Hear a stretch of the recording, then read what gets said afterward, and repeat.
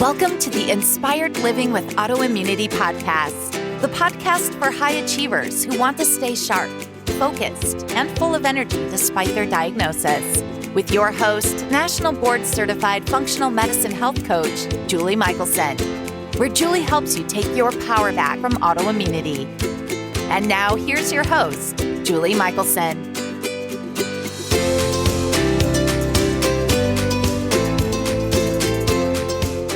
Welcome back to the Inspired Living with Autoimmunity podcast. I'm your host, Julie Michelson. Monica Cox joins us in today's episode. Monica is an infertility warrior and holistic functional fertility coach. She's the best-selling author of Boost Your Embryos and the host of the Finding Fertility podcast. Our conversation today is about the link between autoimmunity and fertility. Monica knows that the body is a healing machine, and she shares her experience and wisdom with us. From mindset to intuition, we dive in to explore the powerful tools to improve your health in a way that doesn't feel hard. Monica, welcome to the podcast. Hi, thank you so much for having me. I'm super excited to be here. We are thrilled to have you, and this is such an important topic. So I'm really excited to dive in, and I would love to have listeners learn more about you and love to find out about your story. Usually I ask, well, how'd you get to be doing what you're doing?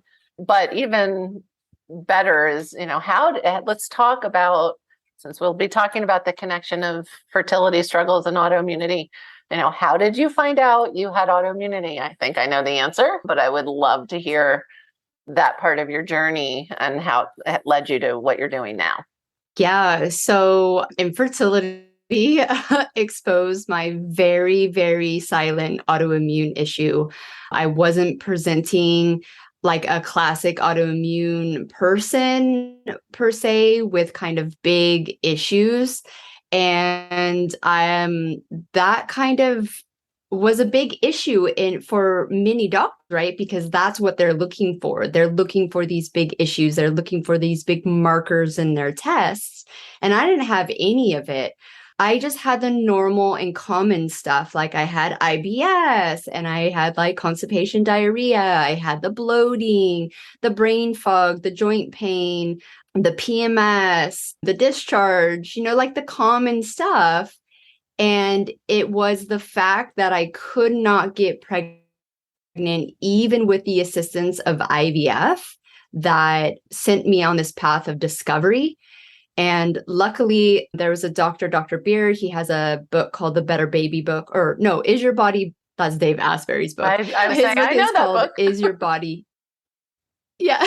Yeah, no, that's the wrong book. Is Your Body Baby Friendly? And he comes from it with a very Western approach, but he was talking about autoimmune issues and blood type issues and all these like crazy things like this is impacting fertility. So that book sent me on the path to do work with a clinic that was doing the controversial testing at the time. And I went on a health journey between IVF-1 and IVF-2. And improvements were insane, like you could not fault me. I was like almost a picture of perfect health.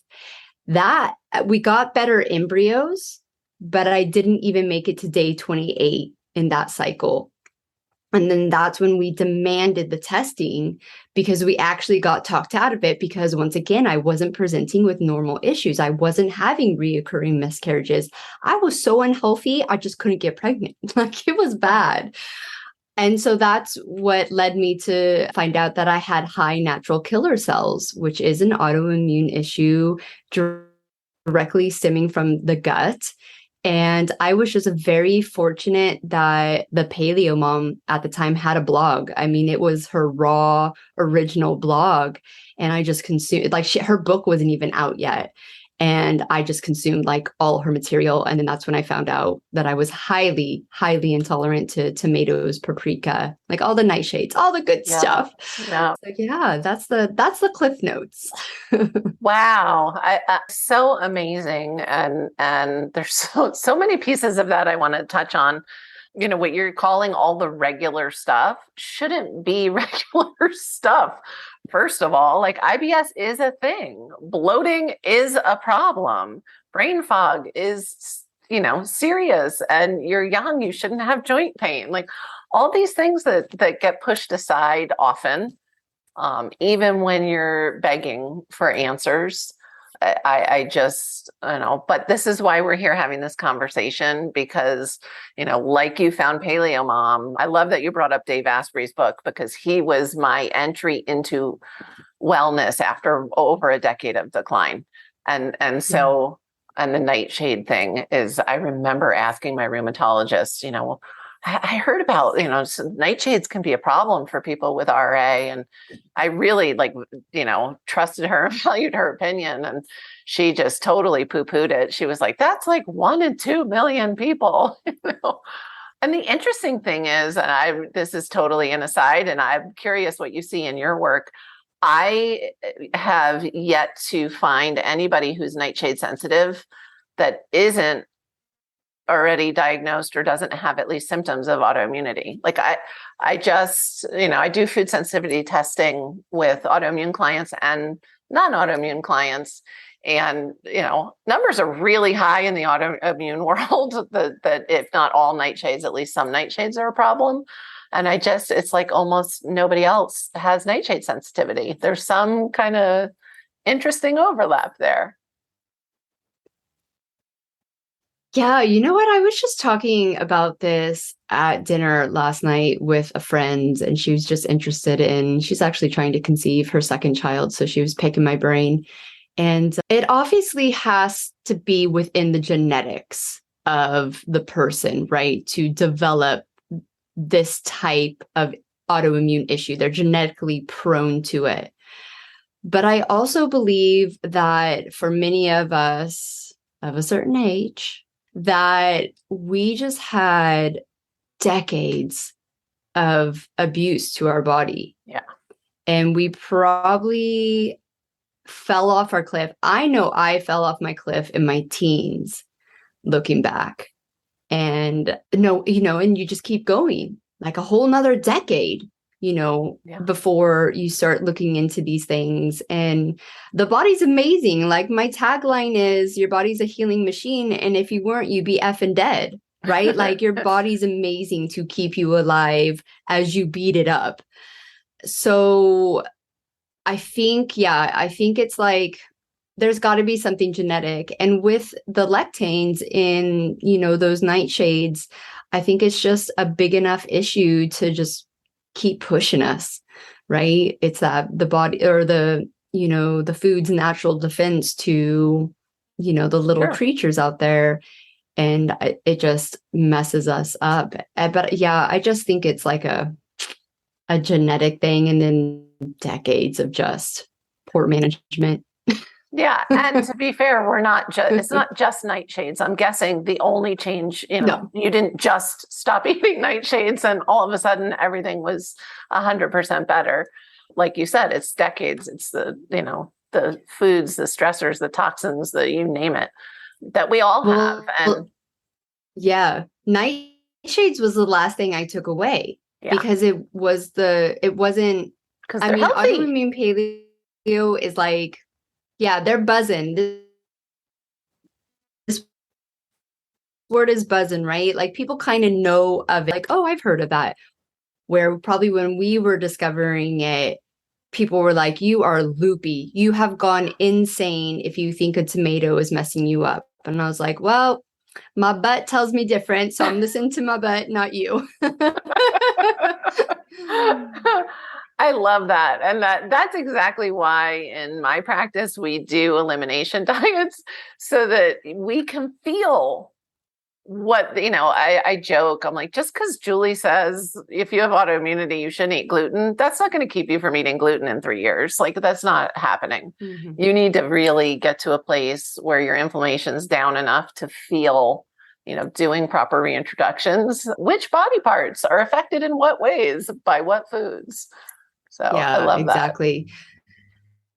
That. And, I saw this girl, this young girl on TikTok, and she's kind of like, her posts have gone, got some traction, and she's gone autoimmune paleo because she had some big issues, and she's done it for a month and she looks great. I'm super excited for her that she's on this path, but she's saying things like wrongly, leading people to believe that it's like this magic diet, right? And she's like, well, when you go AIP, your body detoxes.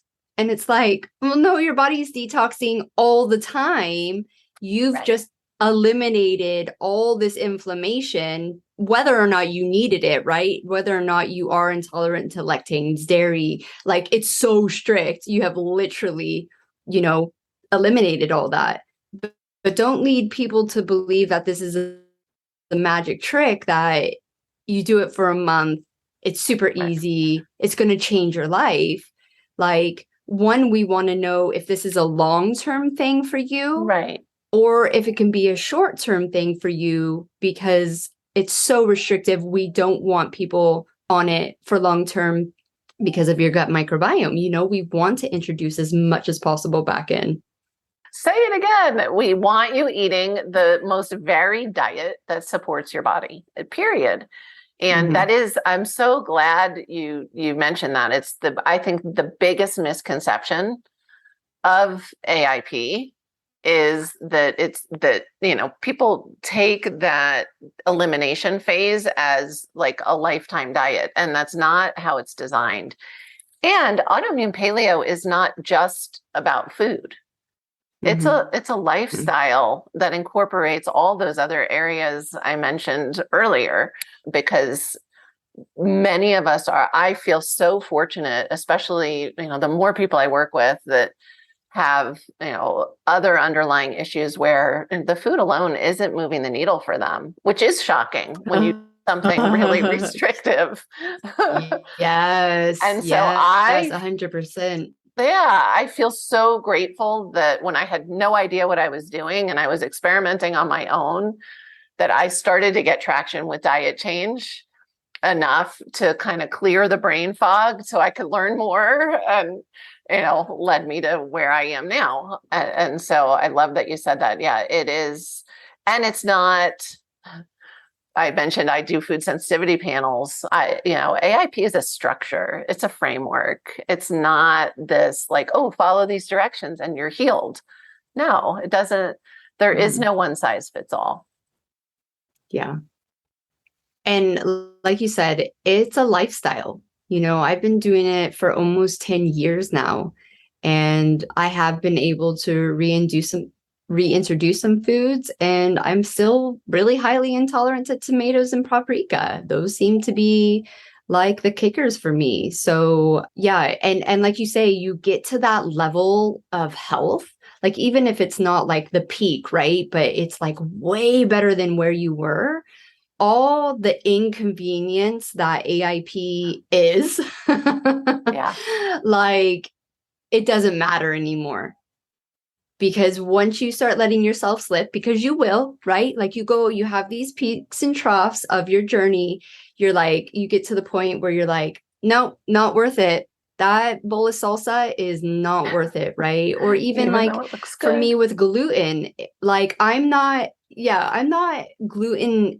I'm gluten sensitive, but really I'm gluten sensitive to the really crappy gluten, right? Like I can eat a beautiful sourdough, traditionally fermented loaf and not feel any issues. You give me one slice of like whatever, even like some of the organic breads on the shelf, and I'm like, nah, can't do this. So it's not really necessarily the gluten, it's all the other crap that's surrounded in our food system that is causing the issues.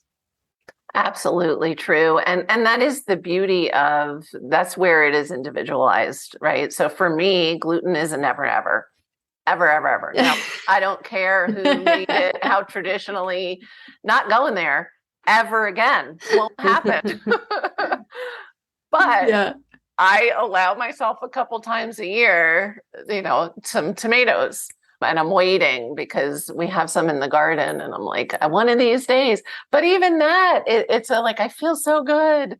I can sneak them in. If I have them once, I don't feel anything. But if I have them 2 days in a row, I definitely notice. Nothing, for me like gluten, but they're not certainly not a staple. So they're a rare, and I wouldn't even say sometimes, they're a special treat. Yeah. Is tomatoes. So it is, and that's I'm all about empowerment, as I know you are. And that's where the power is. When we know, we get to make those decisions for ourselves. And like you said, when we're feeling so good, I say it all the time. For years, I've been saying, I can't believe how well I feel. And then I look over my shoulder and I'm like, wow, I feel even better than I did 6 months ago. And I thought I was at the peak. And so that's the motivator right there. I don't think of how I eat as restrictive. I just don't. Yeah. And it takes a while for sure to get there. And sometimes it depends on, where we were in the struggle and how good, what kind of results. And that's where sometimes, if someone's just using food to heal, that's not the whole picture. Yeah, exactly. I mean, mindset is like shoulder to shoulder with diet, right? Like if you don't, well, I put it like this. Obviously, if you're not sticking to your physical commitments, which is one is diet, right? It's a physical thing. You have to get real with yourself and understand why. Because taking care of yourself, like once you have this knowledge, you know that A, B, and C will dramatically help you physically. Why can't you commit to that? And for most people, it's either self-love or self-worth. Yeah. And so tapping into that mental and emotional side of like, well, where did I lose that? And for all of us, once again, it's a very individual process. But you got to get real, right? Like I sit across from a friend who knows that gluten thing does not serve her, but she eats it and then she feels guilty. And I keep telling her, I was like, it's your subconscious beliefs and you got to tap into that stuff because it's just, you're gonna just keep cycling and then the guilt gets more. So once you're able to, and I personally feel this is the hardest part, right? Yes. Diet is I don't want to say easy, but you can get rid of the temptations. You can you can control your environment. But at night during the day and you're sat there with yourself and your thoughts, no one there to protect you, it's hard. So it's really, I think one of the hacks that I wish I would have had earlier in my life was just repeating to yourself what you want to be. Right. So I recently did this with alcohol. I thought I didn't have a problem.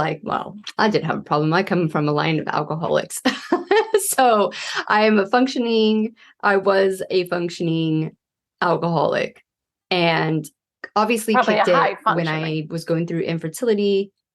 Yeah. Yeah. I thought I've quit for so many years. I'm not going to get back into it. And then the stress of being a mom and all those little things, it crept its way back in. And not bad, because my body can't handle that stuff anymore. So I wasn't going on knocked out, but even 1 or 2 drinks, 3 or 4 times a week, it was just too much for my body. And I was feeling the physical impact of it again. And I was like, okay, I'm not going to put pressure on myself to stop this. I know that I don't want to do this. I know it doesn't serve me. So every day that I had a drink, I went to bed and I told myself, tomorrow I'm not going to drink. I'm not someone who needs alcohol to enjoy myself, to relax. I'm not a drinker. And that's all I said to myself, knowing I was going to drink the next day. Right. Right. But I was consistent with that message to my subconscious mind of who I wanted to be. And so even though I wasn't necessarily physically being that person yet, I was putting into my subconscious mind that I was that person. So March of this year, mid-March, I woke up and I was like, all right, April 1st, new moon, new me, we're starting this. And yeah, I haven't had a drink since. And it's been super easy. And it hasn't been, the temptation is real when you have a connection to food or drink or even shopping or, Yep. Whatever your vice is, whatever your thing is.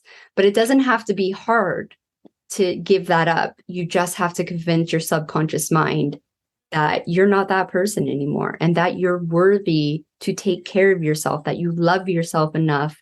That's a form of love, to take care of yourself, to show up for yourself every day. Yeah. And congratulations. Well done. And that so beautifully illustrates the things that it is a hack. It's a beautiful hack. And it's essential. It's something that can speed healing up. You laid the groundwork. When I first learned what I'm about to say, I was like, what?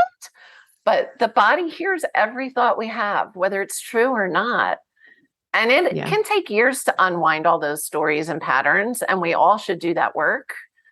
But I say, in the meantime, let's tip the scales. Let's give it what we want it to hear, whether it's true, whether we believe it. It just starts to get our body ready and our subconscious mind ready to be that person, to step in. So whether it's health or a vice, even I love that you said it's true. Everybody thinks they're so unique that they have these emotional connections to food. We all grew up eating like that. We all and most of it, it's interesting. I have yet to meet one person that's like, oh, but when I eat that salad, it brings up the best memories of my mom. Like, no, that's not right. I don't know why, hopefully the next generation will have that. Your kids, my kids, maybe will have some of those connections, but we can change those stories. Yes, we understand that. And there's ways to recreate those positive feelings in a way that serves our body and shows ourselves love, true love. So what a beautiful. Yeah, exactly. That's amazing. And I had no idea we were going there. and this is where I've evolved to is I used to start everybody with diet, right? Low hanging fruit. It's easy. We all know it drives inflammation. We've got to fix it. And we'd get to mindset. And now I do it the other way. It's like, no. Let's set this up for you to get results quicker. And I too feel like if I had known that hack years ago, it wouldn't have taken me so long to heal. Long. Yeah. Yeah. And I think too, like my journey on the mental and emotional, spiritual woo-woo path is that we've all been set up that everything has to be hard, right? Like it's like the healing journey is hard and like you're gonna struggle. And I'm really finding these little hacks of like and releasing that story as well. Yes. Like, no, this can be easy. And before I really got into mindset work during my fertility journey, I literally, all I changed up was one word. And I started saying, when I get pregnant, not if I get pregnant. Yes. So it doesn't have to be these long meditations, which are very helpful and useful, yoga 20 times a week, like we kind of start beating ourselves up that we're not doing all these things perfectly. But if you literally just start talking to yourself in a different tone, and when you catch yourself, in your head, overthinking things or doubting yourself or any of that, you just start changing the conversation. You just catch yourself and just go, no, we're not having that conversation. One thing I heard the other day, which is going to radically change my life, and I'm going to share it with you guys, is that, right, it's all about imagination. So you imagine your life the way you want, right? Your mindset, you're being the person, be, do, have. And when you have doubts, this is what I say to myself now, there can be no other way. You've already decided that that's what you're going to be. So there's no other way. And then that just dramatically stops that train of negative thought or like, I can't do it or it's never going to happen for me. It's like, no, You've already created it. You've already put it out into the future. There's no other way. Keep going with the physical commitments that you need to make it happen.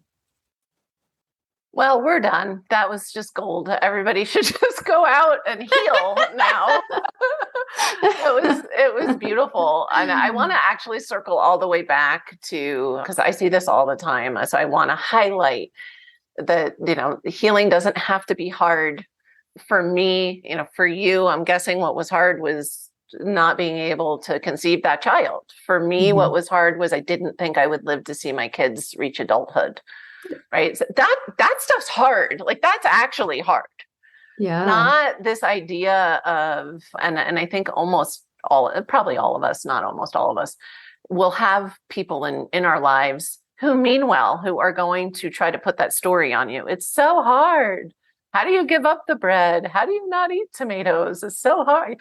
I'm from New Jersey, the best tomatoes anywhere, I love tomatoes. It's fine. I actually love being physically able to enjoy my life, spend time with my adult children, take care of my horse, do the things, right? Live fully. So I love that you highlighted that, and that you also said we don't need to, although yes, it could be amazing to do 20 hours of yoga a week or sit in, meditation and contemplation. And it's you don't get there that way. It's those little steps, right? So I love that you were like, change the one word. Stop saying if, say when. Like, literally that alone right there is life-changing. Yeah. And it does. I don't want to downplay where probably most people listening to this podcast are, because we both have walked through that fire of hell several times. Yeah.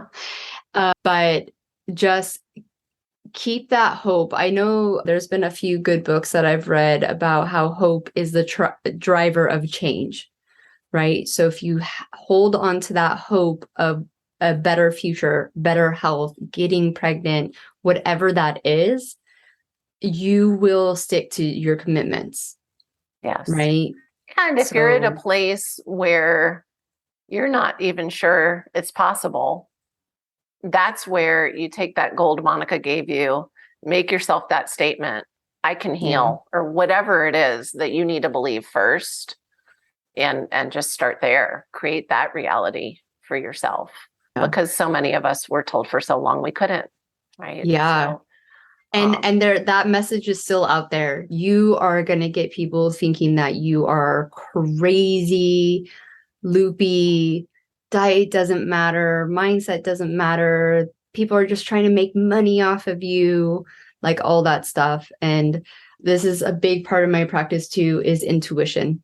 I think that we can all look back at our lives and see where we did and we didn't follow our intuitions and where that led us. And every time I didn't follow my intuition, it cost me time, money, and a lot of heartache. And it was because, well, I'm not the expert, or they know, or I don't want to be judged, or any of that. So I think when people really start trusting themselves, especially women, like, your path is going to be unstoppable. Unstoppable. I love that. And it's so true. It's something that for most of us, we need to relearn, right? We need to learn to listen. We all have intuition. And what came up for me when you were giving the reasons why we sometimes don't listen or didn't used to, there's not logic. Like, like the brain jumps in and it's like, that doesn't make logical sense. And it's always the right move. So listen to your gut. Haha. Or like, you're not smart enough to know that. Like, for me, I'm not medically trained. I'm a creative. Like, I love dance and photography and drawing and stuff. So when it came time to all this scientific stuff, I was so out of my depth. And for a long time, I didn't have the confidence in myself to know, like, no, this is what's going on. Don't tell me differently. I know, but I didn't feel I was smart enough. Like, who am I to know this stuff? It's like, now I'm like. Yeah, especially in our field, right? We're helping people with wellness and we're not doctors.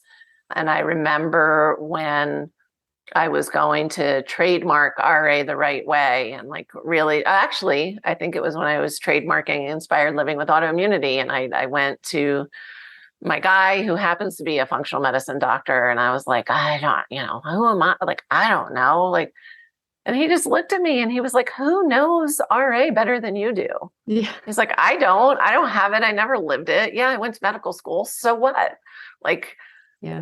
And so we all have to do that work to shed, the all those those are stories that we can change and get rid of. And, does it push us? Yes. I think I will always continue to learn, and I know you're doing the same. We were talking about it before we were recording, right? Always learning, always growing.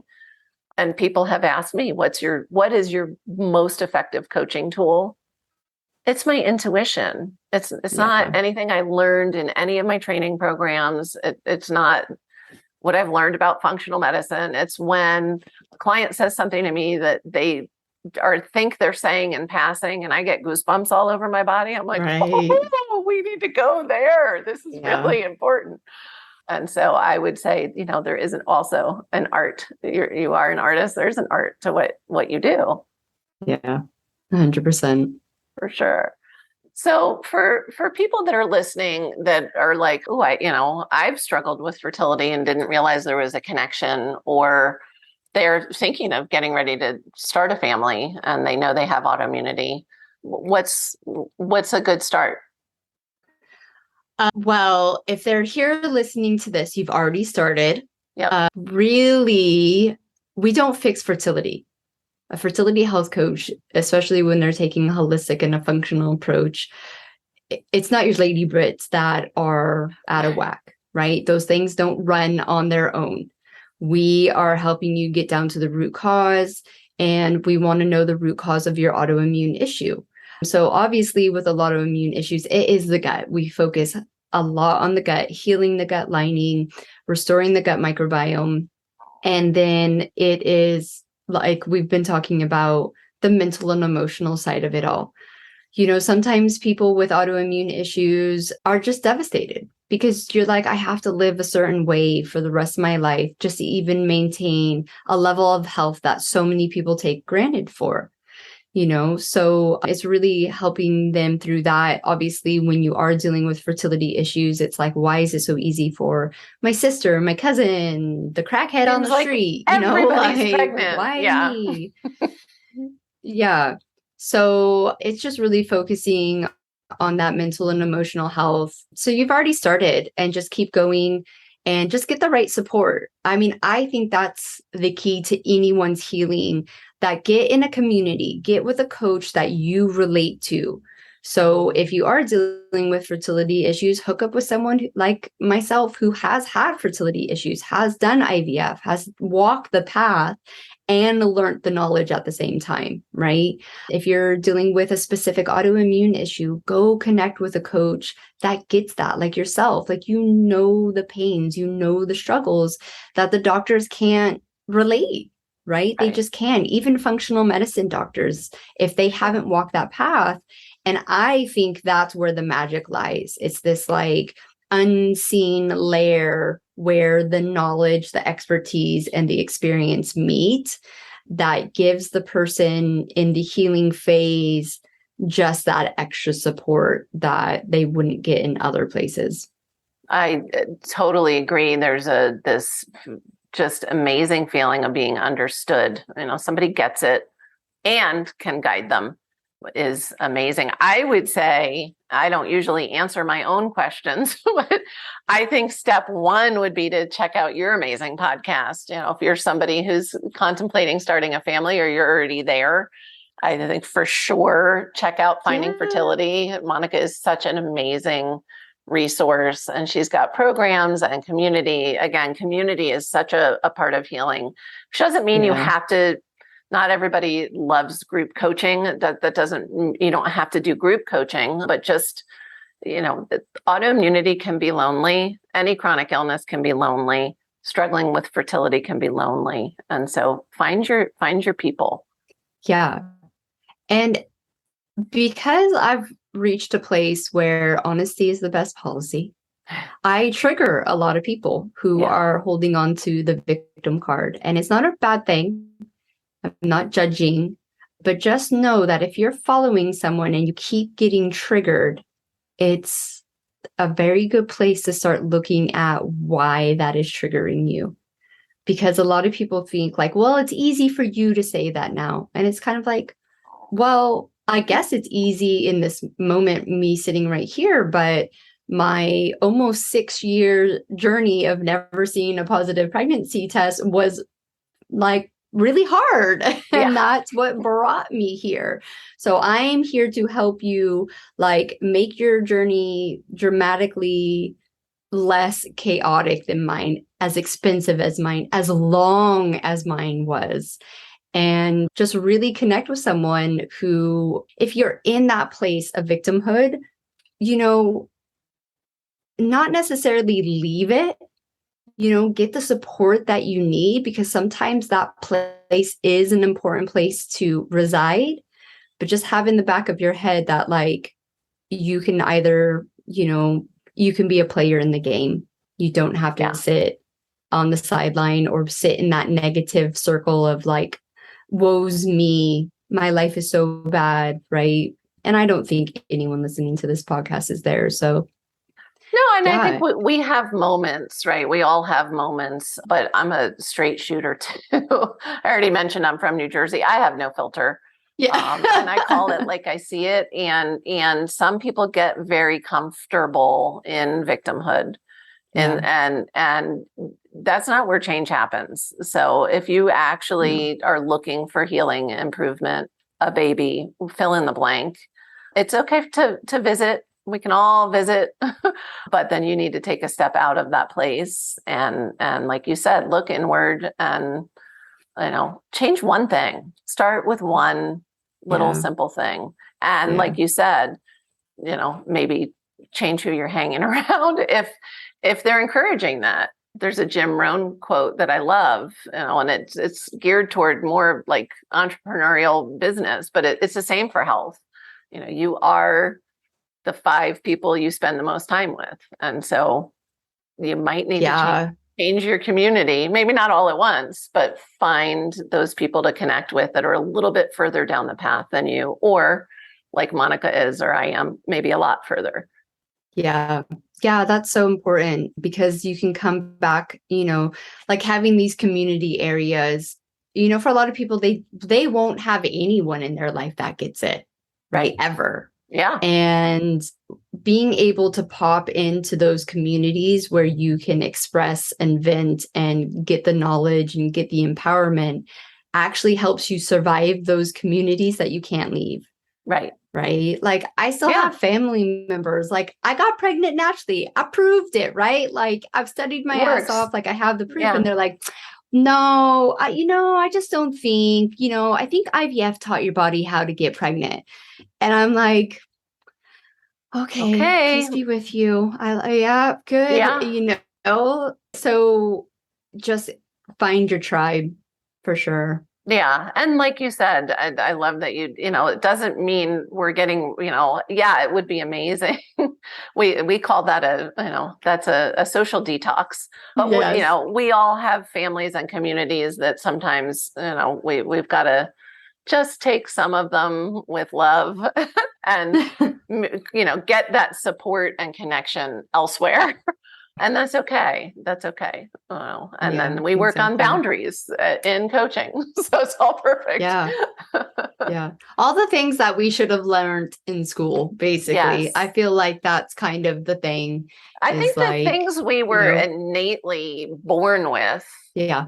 That were taught out of us, right? Like think about like a toddler, if he doesn't like somebody, right? They don't want to be, they're very clear. Like, I don't want to play with him or her or you, or, and then we're told, oh, that's not play. You can't, you can't respect your own boundaries. And so, it's all part of the healing and learning as adults, what, we knew before right. I love that. Totally. You've given us already so many amazing tips and places where people could start. But I'm going to ask, because listeners know at the end, I always ask, and sometimes they get an additional one, or you're going to highlight one you've already said. But what is that one step that listeners can take starting today to start to improve? Yeah, so definitely the mindset is what we talked about before, is probably the number one. But to add on to that, I would say give yourself grace, right? My I favorite think a lot word. of us, beat ourselves up over not being perfect. And this journey isn't about being perfect. It's about being consistent, learning, growing, stumbling, getting back up. And if you give yourself grace to do that, it's more joyful. Your journey is just more joyful instead of this kind of cluster of like ups and downs and ups and downs. Like, just look at yourself as an even plane. And sometimes you have to walk up and sometimes you have to walk down. And that's just life. And just give yourself grace, because it took you decades to get here in the first place. The good news is it's not going to take you decades to reverse it, but it will take solid few years commitment. And then rearranging your lifestyle. And unfortunately, I believe that autoimmune is going to be worse than diabetes in the future. So a lot of people just know that if you're doing this right now, you're an outlier. You are the frontier of like having this knowledge, and that in one way or another in the future, you are going to be able to help someone else out. Always. It's the butterfly effect, the ripple effect is beautiful. I was talking to a former client who's a friend yesterday, and she was sharing about her children and how they eat. And her youngest, loves to cook, and he loves to cook healthy food. And when we very first started working together, she was that mom, like, there's no way my family is going to eat this way, right? And now, her kids are sharing with their friends, and we always, we don't need to do this for a living to be. I always say that's the joy of, I love watching my clients heal and improve, but knowing that they're going to then pay that forward, and we're impacting families. And my goal, I'm guessing your goal, is generations, right? We want this to be the new normal. Yeah, 100%. It's my tagline, I suppose, is, helping mothers become the conscious mom they were, born to be, raising that consciousness. Once you get a little bit of information, you want more. And then you see, wow, this is potentially can have a big impact on my future child that's not even here, and my grandchildren. And it's a lot to take on, but it's very, very impactful. Well, and we're impacting all the future one way or another, right? So we can do it eating Twinkies, or we can do it by really sharing wellness. And so don't get overwhelmed. I want to just touch on your tip of grace. And I think one thing that makes it easier for people, or not easier, but maybe raises awareness, is I always say, the grace you extend to everybody else around you, like, you deserve that. That's the grace we're talking about. That's that level. And so, if you're listening and you're like, I don't even know what that means, that's okay. We all are toughest on ourselves. And not only does it make the journey more joyful, but I think actually, shortens healing time and speeds our recovery. And it's the word. And we didn't rehearse this, but we clearly share approaches here. Yeah. So amazing. So we all of your links and goodies are going to be in the show notes, but for people that love to listen on the go and maybe aren't great at clicking through, where's the best place to find you if they're like, oh my gosh, I need to know more about Monica? Yeah. So I'm finding fertility everywhere. TikTok, Instagram, Facebook, and my website, my podcast. So yeah, just pick your guilty pleasure and I will be there in a very authentic, real way. So get ready, buckle up. And yeah, just, yeah, it's like a no holds bar, but it's just like, we're here for a good time, right? Yeah. And not a long time. And with fertility, you feel so time poor already. So the sooner you get this information in a direct, loving way, the sooner you're going to be holding your baby, or the sooner you're going to feel like well enough to go play with your children, Yes. Like I always say to people, how long do you want your journey to be? It's your choice. You get to choose. Amazing. Monica, thank you so much. You have given us amazing gold today. Yay! I'm so excited to share and connect. It was great. Thank you. For everyone listening, remember you can get the show notes and transcripts by visiting inspiredliving.show. I hope you had a great time and enjoyed this episode as much as I did. I'll see you next week. Thank you for listening to Julie Michelson's Inspired Living with Autoimmunity. Did you enjoy this episode? Please like, share, and subscribe wherever you listen to podcasts. If you'd like to get a transcript of this and every other episode, just head on over to inspiredliving.show or click on the link in this episode's description. There, you can also find everything we discussed in this episode, including links and information about our guest. You can even send in your questions to be answered by Julie in a future episode. That's inspiredliving.show. Until next time, this is Julie Michelson's Inspired Living with Autoimmunity podcast, helping you take your power back.